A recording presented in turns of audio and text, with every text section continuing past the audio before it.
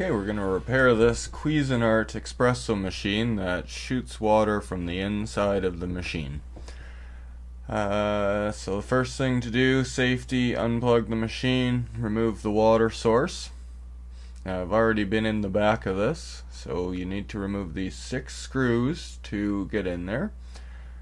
Just a regular old Phillips screwdriver or my trusty Cyber Tool Swiss Army knife, which I use for everything. Once you get that off, change to a flat screwdriver, and I found the best place to pry was kind of in the middle of the screws. You don't have to pry hard, and be careful not to break any plastic. Once you can get a couple of fingers in there, you just flex the plastic and you're able to remove it from the top teeth and then lift it out from the bottom little prongs holding it in.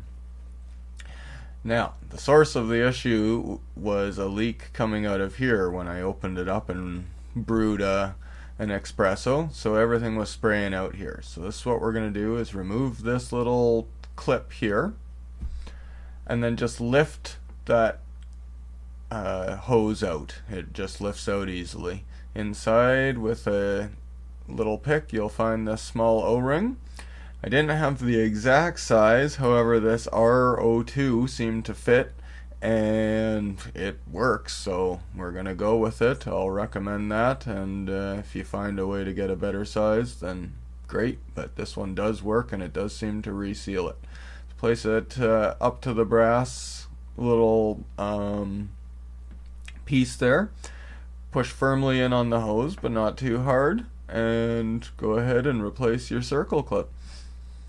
Once you've got that done, if you're not comfortable with electronics, you can go ahead at this point and follow the reassembly tutorial, but this is just a test run. So plug it in, turn it on, let's wait till it's heated up, and we're heated now.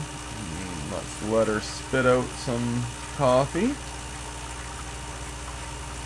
And there is no water spraying out of there.